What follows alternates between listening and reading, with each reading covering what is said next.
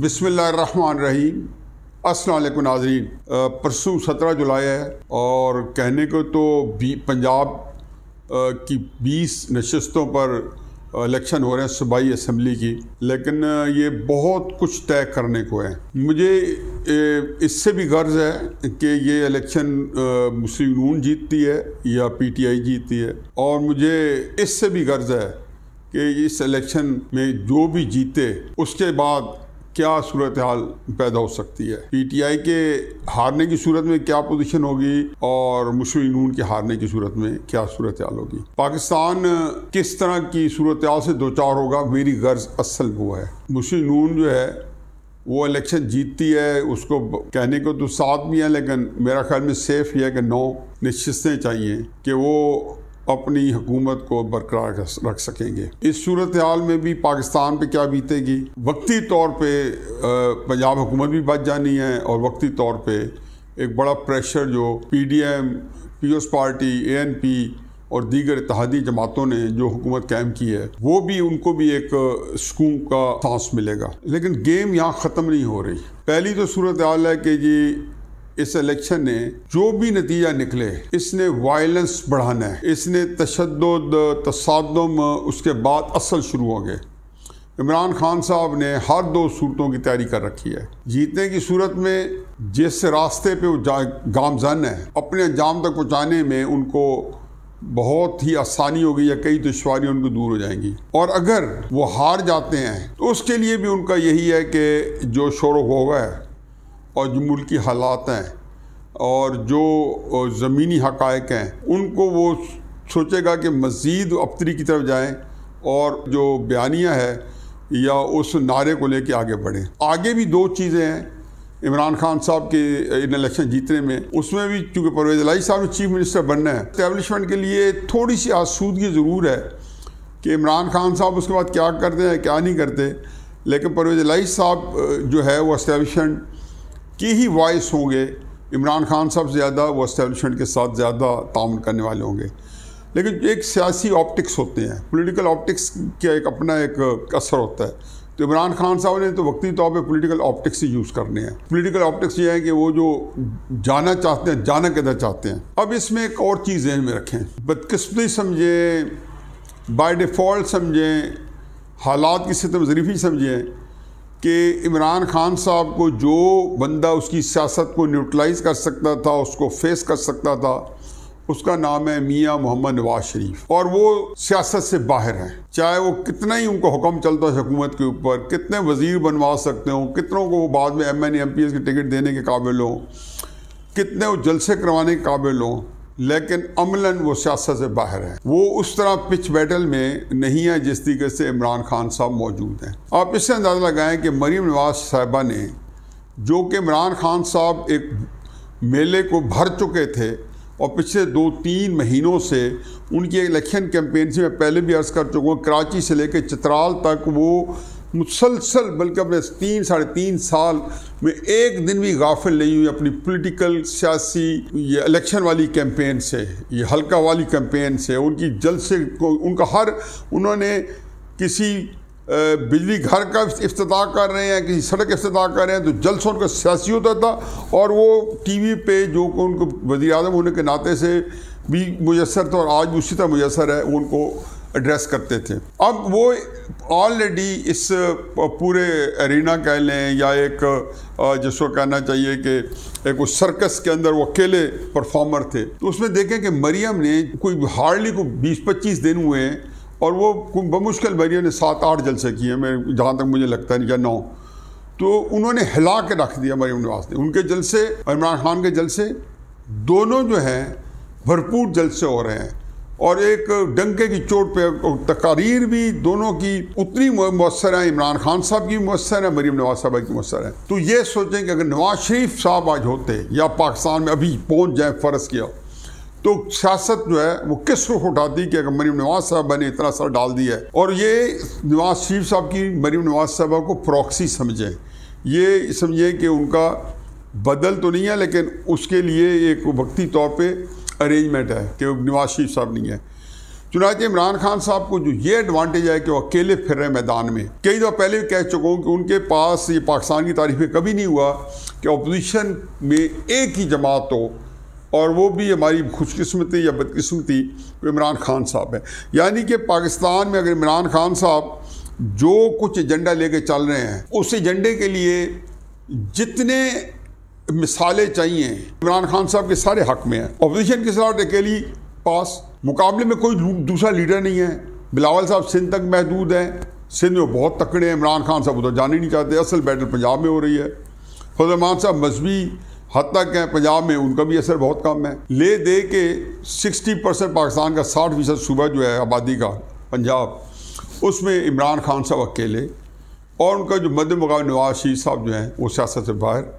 मरीम नवाज साहबा जो हैं उनको बमुश्किल लॉन्च किया गया, और उसमें भी उनके लिए कई उनके नज़र होगी कि पार्टी के अंदर भी शायद उस तरीके से पजीराई नहीं हो रही होगी, कम अज़ कम दिल के अंदर जितनी के मिलनी चाहिए कि बंदे वो कहते हैं चश्मे मा रोशन दिल मा शाद वाला हिसाब जो है कुछ लोगों में मरीम नवाज साहबा के लिए नहीं होगा। मैं आवाम की बात नहीं कर रहा हूँ, मैं मुस्लिम नून की टॉप लीडरशिप की तरफ बात कर रहा हूँ। अब इसमें एक और चीज़ ऐड करें, इमरान खान साहब के बारे में गलतफहमी ये है कि वो इलेक्शन चाहते हैं। इमरान खान साहब इलेक्शन नहीं चाहते, ये मेरी बात आप नोट कर लें। इमरान खान साहब क्या चाहते हैं? इमरान खान साहब इलेक्शन, सुप्रीम कोर्ट का जो कल फैसला आया वो उनके मुंह पे एक जनाटेदार थप्पड़ है कि ये इलेक्शन मांगना जो है, जो जमाल मंदू खैल साहब का जो था एक इजाफी नोट था, और जस्टिस मियाँ खैल ने भी यही बात की है कि जो इलेक्शन का ये तो है ही आइन के ख़िलाफ़ कि आप इस तरह का डिमांड करें। ये आइन से मावरा डिमांड है कि आप असेंबली भी हो, मौजूद भी हो, आइन भी इंटैक्ट हो, और आपके ही हमें इलेक्शन चाहिए। तो ये तो सुप्रीम कोर्ट ने कल उनको ठंडा कर दिया। इमरान खान साहब इससे पहले भी नहीं चाहते। मैं इसलिए अक्सर कहता था कि, और कई दफ़ा कह चुका हूँ कि उनका जो बयानिया है वो इलेक्शन वाला बयानिया नहीं है।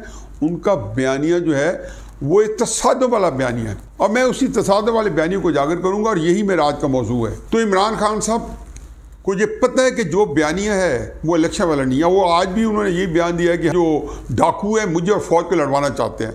इमरान खान साहब के अंदर अब ख़त्म हो गई जो एक होते हैं ना अखलाकियात, मोरालिटी, कोई सच, कोई उनके अंदर ये चीज़ ख़त्म हो गई है। पहले तो उन्होंने जो बंदे मानने वाले थे उनके जहन को ऐसे मसखर किया है, ऐसे उनको कैप्टिवेट किया है कि वो अब उनकी सारी बातें मानने पर तैयार हैं। अगर आज वो कहते हैं कि मुझे रात को मेरे ऊपर नबूवत नाजिल हुई है, तो मैं हाशो कला कहता हूँ कि मनो आन सारे कहेंगे बिल्कुल सही कह रहे हैं। मुर्शद उनको लिखना शुरू कर दिया, मुर्शद पाक तो अब उनके फॉलोअर ने लिखना शुरू कर दिया। स्टेज 1 है ये, बिल्कुल उन्होंने, और ये होता है। और इस बात का इमरान खान साहब को बखूबी इदराक है।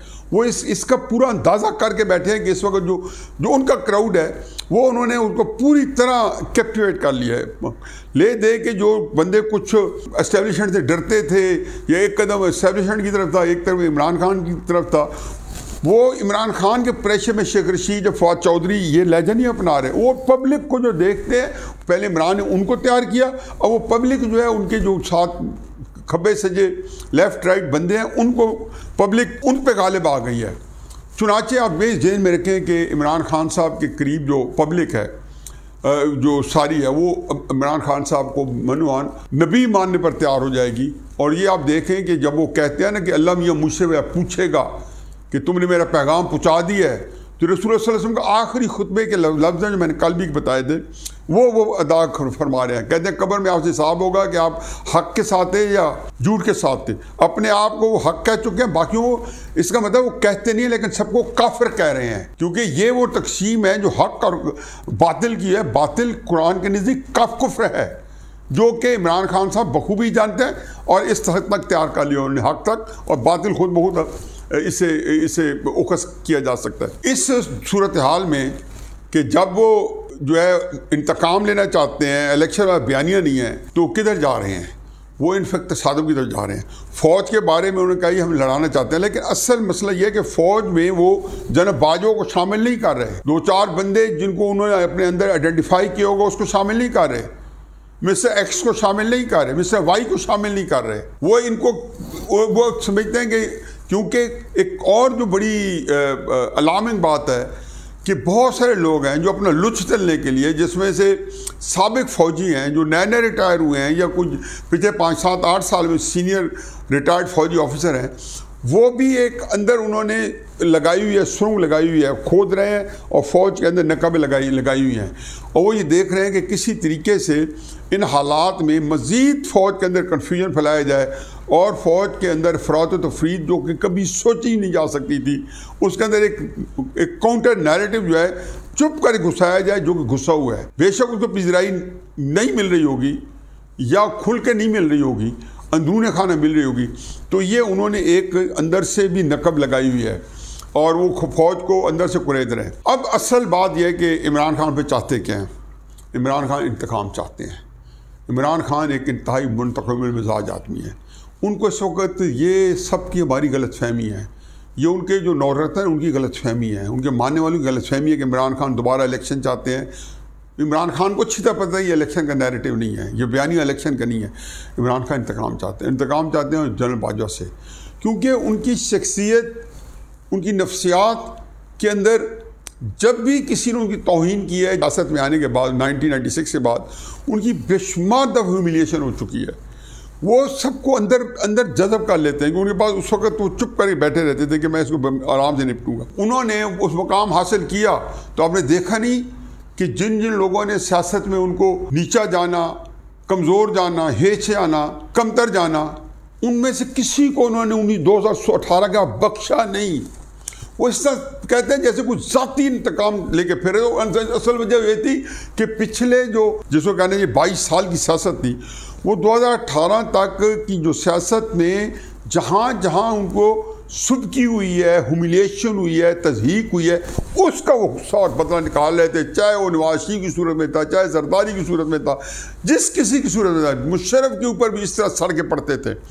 और वो बिल्कुल उनको एक ही चीज़ याद आती थी कि मेरे जैसे बंदे की इतनी ह्यूमिलिएशन नहीं है, मुझे लोगों ने वोट्स नहीं दिए, सबको नहीं दिया। अब बाजवा साहब से जो इंतकाम उन्होंने लेना ज़रूर है। आप ये खातिर जमा रखें कि उन्होंने बाजवा से इंतकाम लेना है, ये उनकी पहली तरजीह होगी जो इमरान खान का ज़हन मैं जानता हूँ। और ये बात उन्होंने किसी से भी नहीं शेयर की होगी, करेंगी भी नहीं। लोग भाग जाते हैं, ज़रा से भिनक जाए। वो थोड़ा सा करते थे तो लोग समझाते खान साहब, शेख रशीद खान में कहते थे, फवाद चौधरी कहते थे, शफकत महमूद कहते थे, असद उमर कहते थे हाथ होला रखें। फिर वो कह भी देते थे लोग मुझे कहते हैं हाथ होला रखें, और फिर वो असल बात भी कर जाते थे। लेकिन इसमें होगा क्या? उसके लिए ज़रूरी है कि खान साहब पाकिस्तान की ईंट सीट बजा दें। इमरान खान साहब जो हैं वो इसकी पहले जो सबसे चीज़ आसानी से हो सकती है वो पाकिस्तानी इकॉनमी है। ठीक है, खबर आई है IMF की, अच्छी खबर आई है, उससे हो सकता है रिलीफ भी मिल जाए, हो सकता है कि थोड़ी देर के महीना 2 महीने के लिए मज़ीद एक ठहराव आ जाए। कुछ शहबाज शरीफ साहब ने पेट्रोल की कीमतें कम की, हो सकता है कि कीमतें भी यहीं ठहर जाएँ, वो कमी आए थोड़ी सी या ना आए और यहाँ ठहर जाए।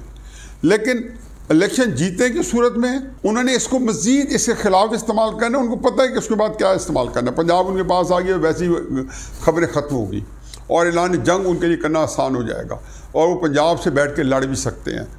बावजूद है कि परवेज़ इलाही साहब जो है इस्टेब्लिशमेंट के हाथों का छुनछना है या हाथ की छड़ी है, इसके बावजूद क्योंकि बहरहाल इमरान खान साहब ही हैं जिनके 10 मेंबर छोड़ के बाकी सारे इमरान खान साहब के साथ हैं। दूसरी सूरत यह है कि वो इलेक्शन में हारते हैं तो भी उन्होंने इसी तरफ जाना है। जब पाकिस्तान की मईशत जो है वो डुबोएगी तो मैं पहले कह चुका हूँ कि इमरान खान साहब की कॉल पे भी निकल सकते हैं, बसूरत दीगर अपने तौर भी लोग सड़कों पे आ सकते हैं। और ये अब मैं ज़रा खुल के बोलता हूँ, ये लोग जो हैं इनकी कोई रोक टोक नहीं होगी। इमरान साहब की क़यादत में निकलेंगे तो भी ये इस्लामाबाद की बजाय असल पावर सेंटर की तरफ जाएंगे। ये रावलपिंडी भी जा सकते हैं, इस्लामाबाद भी जा सकते हैं, ये दोनों जगह इकट्ठे भी जा सकते, कोई ज़्यादा दूर नहीं है। 2005-6 में यूक्रेन में जब ऑरेंज रेवोल्यूशन आया और 8-9 साल पहले इजिप्ट के अंदर जब प्रेसिडेंट मुर्सी आए थे और उनको जब हुस्नी मुबारक हटाया गया, आजकल श्रीलंका में देख लें, कई मिसालें तारीख में हैं कि जब लोग दीवाना वार इन महलों में घुसते हैं तो इनको 10,000 ही बंदा होता है इस तरह इश्तियाल के साथ, तो उसको 10 लाख फौज भी नहीं काउंटर कर सकती। सारे उनको रास्ता दे देते हैं, सारे लोग अपने अपने हेलीकॉप्टरों में वो जगह छोड़ के कहीं और चले जाते हैं। ये इमरान खान साहब का इंतकाम जो है ये पूरा तब जाके होना है, क्योंकि उन्होंने टारगेट किया हुआ है कि इसको कहाँ लेके जाना है। पहले भी इसको पढ़ने में गलती हुई थी। ये एस्टेब्लिशमेंट जब इसको ला रही थी तो मैं ये कहता था कि ये आप लोगों के कपड़े उतारेगा, रीगल चौक में उतारेगा। मेरा एक दोस्त जाता है गवाही देगा कि मैं ये बात पिछले 4-5 साल से तसलसल के साथ कह रहा हूँ, अजबर करा चुका हूँ लोगों को। आज मैं खुल के बोल रहा हूँ, मलफूफ अंदाज में, छुपे अल्फाज में। हमेशा मैं बताता था कि ये वक्त जो है पाकिस्तान पे इमरान खान के आने के बाद बड़ा कड़ा आएगा और पहली दफ़ा एस्टेब्लिशमेंट बेनज़ीर, नवाज शरीफ, माजी के सारे लोगों को भूल जाएगी। ये सबक देगा। मैं कई अपने वीलॉग कर चुका हूँ कि इस दफ़ा हम यारा दोज़ख होंगे, कई दफ़ा कह चुका हूँ। मेरे पुराने वीडियो 3-4 महीने पहले भी कहा था मैंने कहा जी इस दफ़ा जो लोग पाकिस्तान से खिलवाड़ कर रहे हैं आज कल हमारे साथ दोज़ख में होंगे।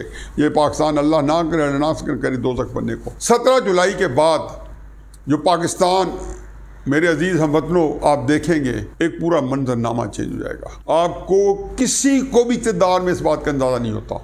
याह्या खान को भी इक़्तिदार में अंदाज़ा नहीं था कि 16 दिसंबर का दिन 1971 को जो है क़यामत टूट के पड़ेगा। लेकिन वो एक हिस्सा अलहदा हो गया। इस हिस्से के अंदर टेक्निकली ना कोई ब्यूरोक्रेसी में तब्दीली आई, ना कोई अंदर टूट फूट हुई, ना अंदर 2 ग्रुप्स बने, ना कोई इम्पोर्ट्स बंद हुई, ना एक्सपोर्ट्स बंद हुई। ये मगरबी पाकिस्तान की इस दफ़ा कोई सूरत हाल भी ऐसी नहीं है। इस दफ़ा सारा कुछ तरबेतरन है। और इमरान खान साहब की ख्वाहिश एक की कि वो अपना बदला लेगा, और मैं जानता हूँ कि वो सही बदले का जो नंबर 1 टारगेट है उसका नाम है जनरल बाजवा। उसको वो मीर जाफर भी कह चुका है, उसको वो हैंडलर भी कह चुका है, उसको गद्दार भी कह चुका है, प्राइवेट महफिलों में उसको गंदी गंदी गाली भी दे चुका है, खुले आम उसे कई चैलेंजेस फेंके हुए हैं। अल्लाह ताला 17 जुलाई के बाद वाले पाकिस्तान को देख के मैं तुझसे रूह और जिस्म काम जानता है। अल्लाह ताला पाकिस्तान को अपनी अमान में रखे। अमा अलैना इल्लल बलाग।